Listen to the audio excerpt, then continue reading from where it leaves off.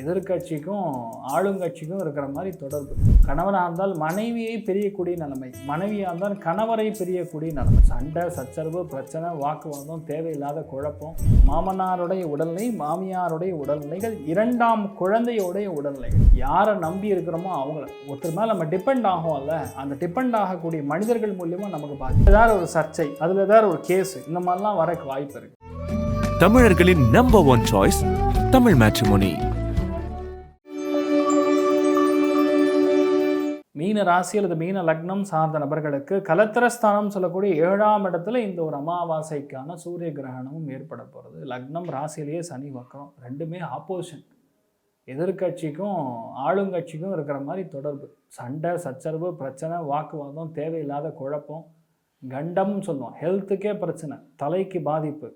சில பேருக்கு போகும்போது கீழே வழுக்கி விழுகிறது, பாத்ரூம் போகும்போது கரெக்டாக பார்க்காம தண்ணி இருக்குன்னு கூட விட மாட்டீங்க, அப்படியே கால் வச்சுன்னா அப்படியே வழுக்கிட்டு போயிடும். இந்த மாதிரி விஷயங்கள்லாம் வீட்டில் பெரியவங்க ரொம்ப கவனமாக இருக்கணும். கணவனாக இருந்தால் மனைவியை பிரியக்கூடிய நிலைமை, மனைவியாக இருந்தால் கணவரை பிரியக்கூடிய நிலைமை. இது எப்படின்னு சொன்னோன்னா, வேலை நிமித்தமாகவும் பிரியலாம், சண்டை போட்டும் பிரியலாம், தேவையில்லாத எப்போவோ நடந்த ஒரு விஷயத்துக்காக வன்மத்துக்காகவும் பிரியலாம். ஸோ இந்த டைம் பீரியடில் ரொம்ப கவனமாக இருக்கணும். மாமனாருடைய உடல்நிலை மாமியாருடைய உடல்நிலைகள், இரண்டாம் குழந்தையோடைய உடல்நிலைகள் ரொம்ப கவனமாக இருக்கணும். இல்லை உங்கள் முதல் பையன் இருந்தாங்கன்னா அவங்களோட மாமனார், இவங்களுக்கெல்லாம் பிரச்சனை வரக்கூடிய வாய்ப்புகள் இருக்குது. ஒரு சில பேருக்கு வயிறு பிரச்சனை, உஷ்ணம், அல்சர், இப்படிலாம் நடக்கும். ஸோ முடிஞ்ச அளவுக்கு கரெக்டான உணவு சாப்பாடை மட்டும் கரெக்டாக மெயின்டைன் பண்ணால் எந்த பாதிப்பும் கிடையாது. இன்னொன்று, கணவன் மனைவிக்குள்ளே தயவுசெய்து மற்றவங்கள உள்ளே விடவே விடாதீங்க. மற்றவங்கள உள்ளே விட்டிங்கன்னா கும்மி அடிச்சுட்டு போயிடுவாங்க. இந்த சனி வக்கரமாக இருக்கும் பொழுது டேரெக்டாக ஸ்தான பலம் பார்வை பலத்துக்கு பார்க்கும் பொழுது சூரியன் போய் உட்காரும் பொழுது ஆட்டோமேட்டிக்காக பாதிப்புகள் கொடுக்கும். நல்லதுன்னு நினச்சாவும் ரெண்டுமே எதிரெதிரான கிரகங்கள். இது ஈஸ்ட்னா அது கம்ப்ளீட் வெஸ்ட்டு, இது நெருப்புனா அது அப்படியே பனி. எப்படி நல்லது நடக்கும்? கேஸில் எதாவது இருக்குமா? துர்நாற்றம் தான் அடிக்கும். அதில் ஏதாவது ஒரு பிரயோஜனம் இருக்கா? இப்படி தான் நம்ம மற்றவங்களை பற்றி பேசும்போது ஏற்படக்கூடிய பாதிப்புகளை நான் சொல்கிறேன். அதாவது மற்றவங்களை பற்றி தேவையில்லாத புறம் பேசுறதுனால வரக்கூடிய பாதிப்பு. வீட்டில் பெரியவங்க எப்போவுமே உங்களுக்கு நல்லது தான் பண்ணுவாங்க. இப்போ நமக்கு டைம் சரியில்லைன்னா அவங்க பண்ணுறது கெட்டதாக நமக்கு தோணும். சிம்பிள். பெரியவங்க என்ன சொல்கிறாங்களோ அதை கேட்டு கரெக்டாக நடந்துட்டிங்கன்னா எந்த பாதிப்பும் கிடையாது. பொறுமையாக எல்லா காரியத்தையும் ஜெயிக்கணும், அவசரப்படக்கூடாது. எல்லாத்துலேயுமே ஒரு கிளாரிட்டியோடு செயல்பட்டிங்கன்னா எந்த பாதிப்பும் கிடையாது. சனி பொதுவாக ஜாதகத்திலே வக்கரமாக இருக்குது அப்படின்னா உங்களுக்கு நல்லது நடக்கும். இப்போ டைம் பீரியடில் சூரிய கிரகணம்ங்கிறது வாழ்க்கை துணைக்கு பாதிப்புகளை கொடுக்கும். யாரை நம்பி இருக்கிறோமோ அவங்கள ஒருத்தர் மேலே நம்ம டிபெண்ட் ஆகும்ல, அந்த டிபெண்ட் ஆகக்கூடிய மனிதர்கள் மூலியமாக நமக்கு பாதிப்பு. ஏன்னா அவங்களுக்கு டைம் சரியில்லை. ரெண்டாவது பார்த்திங்கன்னா, இப்போ பார்ட்னர்ஷிப்பில் ஒரு வேலை பார்க்குறீங்க, ஒரு பிஸ்னஸ் தொடங்குறீங்க, பிஸ்னஸ் போயின்னு இருக்குன்னா அதில் ஒரு கோளாறு, அதில் ஒரு பிரிவு, அதில் ஏதாவது ஒரு சர்ச்சை, அதில் ஏதாவது ஒரு கேஸு, இந்த மாதிரிலாம் வரக்கு வாய்ப்பு இருக்குது. ஸோ முக்கியமாக இந்த டைம் பீரியடில் நம்முடைய ரகசியங்களை ரகசியமாக வைத்து கொள்வது. எப்போவோ நடந்த விஷயத்தை பற்றி இப்போ பேசி எந்த பிரயோஜனம் கிடையாது. Past is past. அந்த பாஸ்ட்டை மறந்து லைஃப்பை முன்னேற்றி போகணும்னு நினச்சிங்கன்னா நீங்கள் நல்லா இருப்பீங்க, இல்லைன்னா பிரச்சனை வரும்.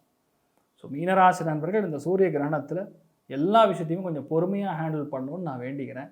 அதுலேயும் ரொம்ப முக்கியமாக மீனத்தில் பிறந்த நபர்கள் கண்டிப்பாக பெருமாளை பார்க்கணும், ரங்கநாத்தை பார்க்கணும், பார்த்த சாரதிய சுவாமியை பார்க்கணும். பார்க்க நீங்கள் நல்லா இருப்பீங்க. அதுலேயும் மிக முக்கியமாக தான தர்மங்களில் பண்ண வேண்டியது எள்ளு தானம் பண்ணணும். செம்பு பாத்திரத்தில் எள்ளு தானம் பண்ணணும், கோதுமை தானம் பண்ணணும், நெல் தானம் பண்ணணும். முடிஞ்சால் ஒரே ஒரு உண்டை வெல்லம் அதை கொடுத்து சுவாமிக்கு, அதாவது அங்கே பூஜை செய்யக்கூடிய பிராமணர்களுக்கு கொடுத்து வணங்கலாம். தட்சிணையாக ஒரு 11 ரூபாலேருந்து 101 ரூபாலேருந்து உங்களால் எவ்வளோ கொடுக்க முடியுமோ தட்சிணையாக கொடுத்து வழிபாடு செய்வது, சாஷ்டாங்கமாக நமஸ்காரம் செய்வது நல்லது. ஒரே விஷயந்தான், உங்களை பெற்ற அம்மா அப்பாவாக இருந்தாலும் சரி, பொண்ணை பெற்ற அம்மா அப்பாவாக இருந்தாலும் சரி, உங்கள் மனைவியை பெற்ற அம்மா அப்பாவாக இருந்தாலும் சரி, எல்லாமே ஒன்றுன்னு நினைக்கிற வரைக்கும் உங்களுக்கு பிரச்சனை கிடையாது. அவங்க வேற நீங்கள் வேறன்னு நினச்சிங்கன்னா அந்த இடத்துல உங்களுக்கு பிரச்சனை ஸ்டார்ட்டு, கர்மா ஆரம்பிக்குதுன்னு அர்த்தம். இதை மட்டும் புரிஞ்சுக்கங்க. நான் என்ன சொல்ல வரேங்கிறது உங்கள் பாயிண்ட் புரிஞ்சுருப்பீங்கன்னு நினைக்கிறேன். அங்கே தான் பிரச்சனை வரும். ஸோ மற்றபடி எல்லாமே நல்லா இருக்கணும் நானும் பிரார்த்தனை பண்ணியிருக்கேன். தீர்க்க ஆயுஷ்மான் பகா. இப்போ சூரிய கிரகணத்தில் நம்ம என்ன பண்ணணும்? பொதுவாகவே 6 மணி நேரம் முன்னாடியே சாப்பிட்டு முடிச்சிடணும். வயிறு காலியாக இருக்கணும். கர்ப்பிணி ஸ்திரீகள், வீட்டில் பெரியவங்க, இவங்கெல்லாம் அப்படி நம்ம பண்ண முடியாதுங்கிறது மாதிரி கொஞ்சம் ஜூஸ் மாதிரி சாப்பிட்டுக்கிறது தப்பு கிடையாது. இன் ஜென்ரல் இந்த சூரிய கிரகணம் நல்லதான்னு கேட்டால், சூரியன் அப்படிங்கிறது அரசு குலத்தை சார்ந்து இருக்கக்கூடிய நபர்கள், பொலிட்டிக்கல் பீப்புள், கவர்மெண்ட் எம்ப்ளாயீஸ், எந்த துறைகளிலுமே மிக முதன்மையாக இருக்கக்கூடிய நபர்களை சூரியனை கொண்டு இருக்கக்கூடிய ஒரு கிரகம் ஆளுமை செய்யும். அதில் கேது கனெக்ட் ஆகுது. ராகு கிரஸ்த சந்திர கிரகணம் நடந்தது செப்டம்பர் 7ஆம் தேதி. பார்த்தீங்க ஜப்பான், பிரான்ஸ், நேபாள் எந்த அளவுக்கு பத்திட்டு எரியுதுன்னு சொல்லி. அரசியல்வாதிகளுக்கு கண்டம், சர்ச்சையில் மாட்டுவது, புரட்சி வெடிப்பது, இதெல்லாம் பேசியிருப்போம். சூரிய கிரகணத்துக்கு என்ன நடக்கும்? சூரியன் சந்திரன் ரெண்டும் இணைகிறது. அதில் மிக முக்கியமாக கேது கிரஸ்த சூரிய கிரகணம்ங்கிறதுனால கண்டிப்பாக ஆடியோ வீடியோ டேப் நிறையா வரும். அரசியல்வாதிகளில் எஜுகேஷனல் மினிஸ்டர்ஸ்க்கு பாதிப்பு உண்டு. அதே மாதிரி மெடிசினல் துறை, சுகாதாரத்துறை, எந்த ஸ்டேட்டெல்லாம் தெரியாது, நிறைய இடங்களில் பிரச்சனை கொடுக்கும். முதன்மையாக இருக்கக்கூடிய இசை அமைப்பாளர்களாகட்டும், கலைஞர்களாகட்டும், ஜோதிடர்களாகட்டும், கலைகளில் ஆயக்கலைகள் 64, அந்த 64 கலைகள் இருக்கக்கூடிய எந்த முதன்மையான நபராக இருந்தாலும் கண்டிப்பாக பாதிப்புகளை கொடுக்கும். அதனால் பொதுவாகவே எந்தெந்த இடங்கள் நமக்கு பாதிக்கப்படுகிறது அப்படின்னு பார்த்தோன்னா ஒரு லிஸ்ட் இருக்குது. ஸ்பெயின், அல்ஜீரியா, ஜெர்மனி, நைஜீரியா, இந்த மாதிரி இடங்கள், போர்ச்சுகல், நியூசிலாந்து, ஸ்ரீலங்கா, அதே மாதிரி மிக முக்கியமாக சொல்லணும் அப்படிங்கிற பட்சத்தில் ஆப்கானிஸ்தான், யூரோப், இஸ்ரேல், அதுக்கப்புறம் பார்த்திங்கன்னா அர்ஜென்டினா, பாகிஸ்தான், இந்த இடங்கள் எல்லாமே அதிகப்படியான பாதிப்புகள், அரசியல் கலவரங்கள், சம்டைம்ஸ் மிகப்பெரிய பூகம்பம், அசம்பாவிதம், எதிர்பாராத இயற்கை அழிவுகள், இதெல்லாம் இந்த மாதிரி இடங்களில் நடக்கக்கூடிய வாய்ப்புகள் மிக அதிகமாக இருக்கிறது. அதனால் அங்கே இருக்கக்கூடிய மக்கள்லாம் கொஞ்சம் சேஃபாக இருங்க. சரி, இந்த சூரிய கிரகணத்தில் நம்ம என்ன பண்ணோம்? அதாவது ஒரு ஒரு ராசிக்கும் ஒரு ஒரு விதமான பாதிப்புகள். எல்லாருக்குமே நெகட்டிவே நடக்குமா? கிடையாது. யார் யாருக்கெல்லாம் நல்லது நடக்கும்? இந்த சூரிய கிரகணத்தில் பொதுவாகவே யார் யாருக்கு எந்தெந்த ராசிகளுக்கு டாப் கிளாஸாக இருக்குது அப்படின்னு பார்த்தோன்னா, நம்பர் 1, விருச்சிக ராசி நண்பர்களுக்கு அமோகமாக இருக்கும், பெரிய வெற்றியை கொடுக்கும்.